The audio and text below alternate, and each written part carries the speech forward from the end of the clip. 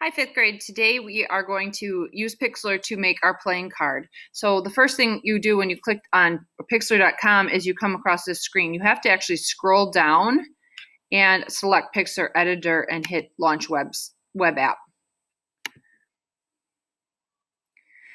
After you do this, you're going to create a new image. In this new image settings, I want you to change the width to 600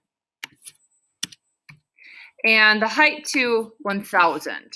And that will give you the shape of a canvas that is like a baseball card.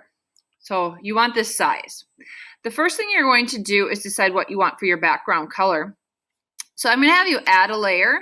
Every time you add something new, it's going to be over on this area here where it says layers, so that you can kind of click back and forth and erase things if you don't like the way that they are, or move them around. So you're going to decide what color you want it to be. I usually do a paint bucket for this. And down here at the bottom, you are going to double click on the black, because it automatically is black, and then you can choose what color you want your background screen to be. This is the color, this is the shade and the inside, shade, tints, and tones. So you're gonna move that over until you like the color that it is, and then you hit OK. Now the paint bucket itself is right here, and all you do is click and it will fill it. Now to go to the next layer, to work on top of that so it floats above, I want you to hit New Layer, and you can see over here, now it's highlighted because it's on a layer 2. What we're going to do next is you can add any kind of background. You can paint, you can draw. So like if I just did the pencil tool, I would click a different color so it would show up, hit OK, and then I could draw along. Now that line's super thin, so if you change the size of it, you can kind of see it better. And then the opacity shows how transparent it is in case you want it to be see-through or whatever. The amounts you can change as well. So then you kind of see what I'm talking about. Now, if you don't like that, because you did a layer, you can actually erase, which you can change the size of as well right here and make it a lot larger. And go here and see how it got bigger. You can kind of go ahead and erase. Now, because it's a layer, it is only erasing the layer that I just was working on, not the pink background. So let's say I want to do an outline of just like a border of my baseball card. You would pick shapes, and up here there's squares, rectangles, ovals, and this line tool. The line tool I'm going to put in, you can kind of change the sizes, and it's kind of like a filter for it, but I want to change the size a little bit, and then I'm going to change the color. Maybe I'll use that teal again. And you're going to click, and you'll see this little gray line drag, and you're going to drop. And there you have your border. You can do it again and again and again. Oops, I want to undo that one. So I can go Edit, Undo, and it'll go away. So I want to make sure it's lined up in the corner. Now I put it way over too far. You get the idea. Then I'm going to do I'm going to put my whole PNG of myself in. So I'm going to do another layer. Actually, I'm going to, now when I have to open an image as a layer, I'm going to open image as a layer. I'm not just going to do a new layer.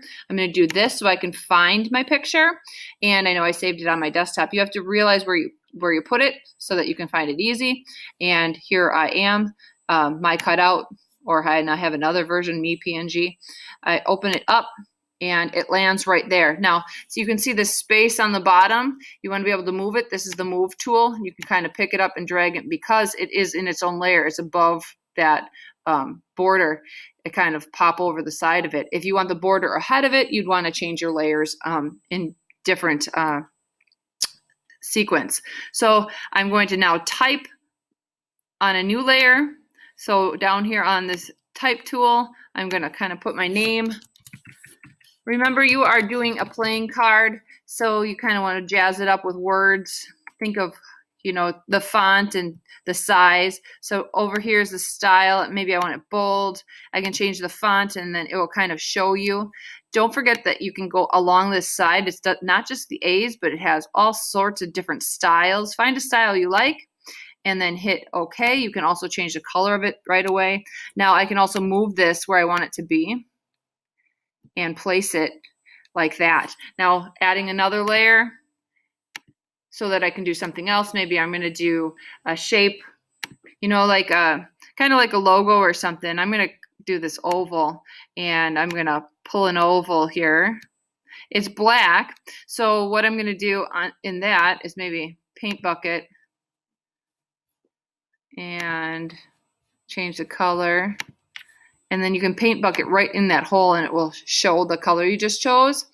You can move it where you want it to be. You might want to do another layer. Every time you do a new layer, then you can kind of find it. So say I now type grade 5 over the top of this, and I need to change the color so I can see it. Maybe I'll choose it like a, there we go.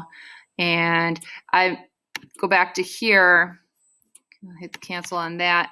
Oops, I'm sorry. Go back to the color so you can see it. I didn't hit OK. And I want grade 5 down there and maybe centered. So then I can change and move it. I'm going to change it over on that box. You can also put Country Dale or different things about you. You can kind of jazz it up with different icons. Let's say I wanted like a paint palette, because that's kind of my deal. If I put a PNG after it, I could search it and go to images, find one, and kind of go ahead and save it. On mine, I can kind of slide what I want over to my desktop right away. And then when I go to here, I can open image as a layer again, and I can go to my desktop and find that and open it. And sometimes it says it's a PNG and it's not. You might have to undo it and then try it again and find one that's transparent, because this one is not, because it had the checkerboard background. So I have to go back and find one that actually works out for me, that really is transparent, and so on and so forth. So after you get your card wanting the way you want it to be, I want you to save it, file, save. And when you're totally done with it, I want you to save it as a JPEG. If you were to go back and work on it, you would want to put it to a layered Pixlr image. But today, I want you to be kind of done with it.